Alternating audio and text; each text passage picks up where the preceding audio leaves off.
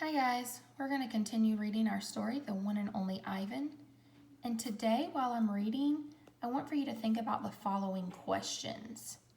What emotion do you think Ivan has when he's describing his father, and why? In the section Vine, what does Ivan mean when he says, "She looked at me without seeing me"? And what is your opinion on allowing people to own exotic animals such as gorillas, tigers, monkeys as pets? All right, so we're going to get started. The Grunt. I was born in a place humans call Central Africa, in a dense rainforest so beautiful, no crayon colors could ever do it justice. Gorillas don't name their newborns right away, the way humans do. We get to know our babies first. We wait to see hints of what might yet be. When they saw how much she loved to chase me around the forest, my parents decided on my twin sister's name, Tag. Oh, how I loved to play tag with my sister.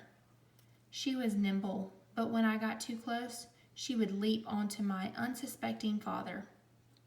Then I would join her, and we would bounce on that tolerant belly until he gave us the grunt, the rooting pig sound that meant enough.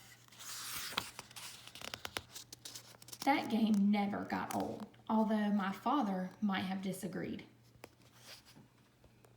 Mud. It didn't take long for my parents to find my name.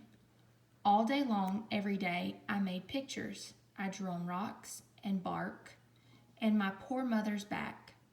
I used the sap from leaves.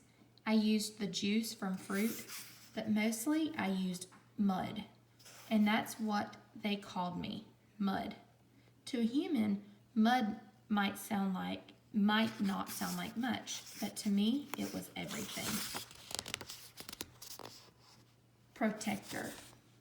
My family, which humans call a troop, was just like any other gorilla family. There was 10 of us. My father, the silverback, my mother and 3 other adult females, a juvenile male called a blackback, and 2 other young gorillas. Tag and I were the babies of the group. We squabbled now and then, as families will. But my father knew how to keep us in line with a simple squall. And for the most part, we were happy to do what we were meant to do, to feed and forage and nap and play. My father was a master at leading us to the ripest fruit for our morning feast and the finest branches for our night nests. He was everything a silverback is meant to be, a guide, a teacher, a protector. And nobody could chest beat like my father. A perfect life. Gorilla babies and elephant babies and human babies are not so different, except that a gorilla gets to spend the day riding on his mother's back like a cowboy on a horse. It's a pretty great system from the baby's point of view. Slowly, carefully, a young gorilla begins to venture farther and farther away from the safety of his mother's arms. He learns the skills he will need as an adult, how to make a nest of branches, weave them tightly or they will fall apart in the middle of the night, how to beat your chest, cup your palms to amplify the sound, how to go vining from tree to tree, don't let go, how to be kind, be strong, be loyal.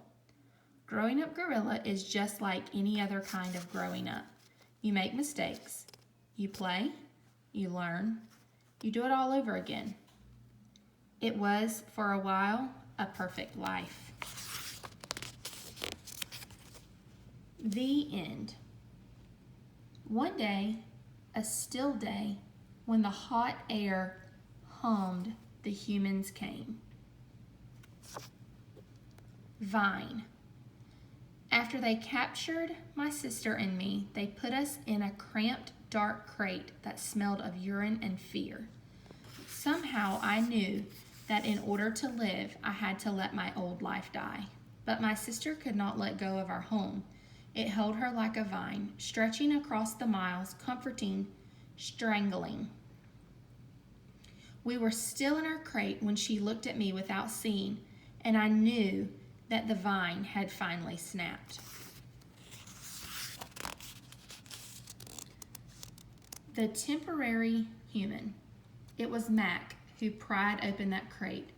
Mac who bought me, and Mac who raised me like a human baby. I wore diapers. I drank from a bottle. I slept in human beds, sat in human chairs, listened while human words swarmed around me like angry bees. Mac had a wife back then. Helen was quick to laugh, but quick to anger too, especially when I broke something, which was often. Here is what I broke while I lived with Mac and Helen. 1 crib, 46 glasses, 7 lamps, 1 couch, 3 shower curtains, 3 shower curtain rods, 1 blender, 1 TV, 1 radio, 3 toes, my own. I broke the blender when I squeezed 3 tubes of toothpaste and a bottle of glue into it. I broke my toes attempting to swing from a lamp fixture on the ceiling. I broke 46 glasses. Well, it turns out there are many ways to break a glass. Every weekend, Mac and Helen took me in their convertible to a fast food restaurant where they ordered me French fries and a strawberry shake. Mac loved to see the expression on the cashier's face when he drove up and said, "Could I have some extra ketchup for my kid?" I went to baseball games, to the grocery store, to a movie theater, even to the circus. They didn't have a gorilla. I rode a little motorbike and blew out candles on my birthday cake. My life as a human was a glamorous one, although my parents, traditional sorts, would not have approved. Hunger. In my new life as a human, I was well tended. I ate lettuce leaves with Thousand Island dressing and caramel apples and popcorn with butter. My belly ballooned, but hunger, like food, comes in many shapes and colors. At night, lying alone in my poo pajamas, I felt hungry for the skilled touch of a grooming friend, for the cheerful grunts of a play fight, for the easy safety of my nearby troop, foraging through shadows. Remember what happened to Tag? I told myself, don't think about the jungle.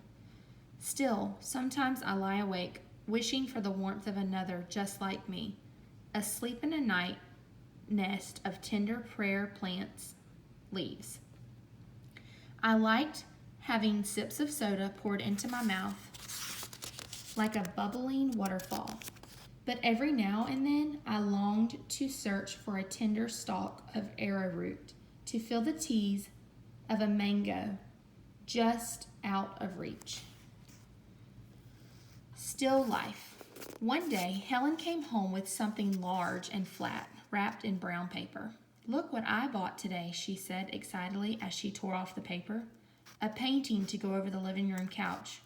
"Fruit in a bowl," Max said with a shrug. "Big deal." "That is fine art. It's called a still life," Helen explained, "and I think it's lovely." I dashed over to examine the painting, marveling at the colors and shapes. "See," said Mac's wife, "Ivan likes it." "Ivan likes to roll up poop and throw it at squirrels," Max said. I couldn't take my eyes off of the apples and bananas and grapes in the picture. They looked so real, so inviting, so edible. I reached out to touch a grape and Helen slapped my hand. "Bad boy, Ivan, don't touch." She jerked her thumb at Mac. "Honey, go get a hammer and nail, would you?" While Mac and Helen were busy in the living room, I wandered into the kitchen. A cake covered in thick chocolate frosting sat on the counter. I like cake.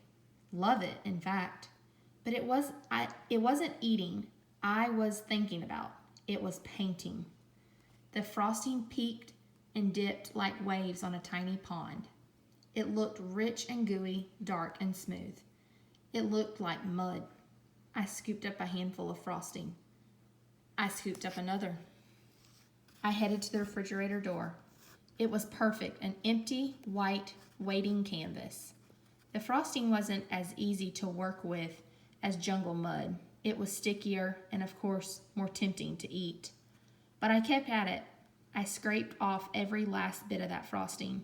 I had even eaten a little cake, too. I don't remember what I was trying to paint. A banana, most likely. I suppose I knew I was going to get in trouble, but at that moment, I just didn't care.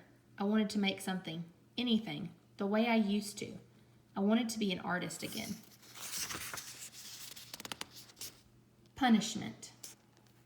I soon learned that humans can screech even louder than monkeys. After that, I was never allowed in the kitchen. Babies. Back in those days, the Big Top Mall was smaller. It had a pony ride, a wooden train that bustled around the parking lot, and a few bedraggled parrots and a surly spider monkey. But when Mac brought me a baby gorilla dressed in a crisp tuxedo to the mall, everything changed. People came from far and wide to have their pictures taken with me. They brought me blocks and a toy guitar. They held me in their laps. Once I even held a baby in mine. She was so small and slippery. Bubbles flowed from her lips. She squeezed my fingers. Her rear was puffy with padding. Her legs bowed like bent twigs. I made a face. She made a face. I grunted. She grunted. I was so afraid she would fall that I squeezed her tightly and her mother yanked her away. I wonder if my mother ever worried about dropping us. We always held on, but that's easier to do when your mother is furry. Human babies are an ugly lot. But their eyes are like our babies' eyes. Too big for their faces and for the world.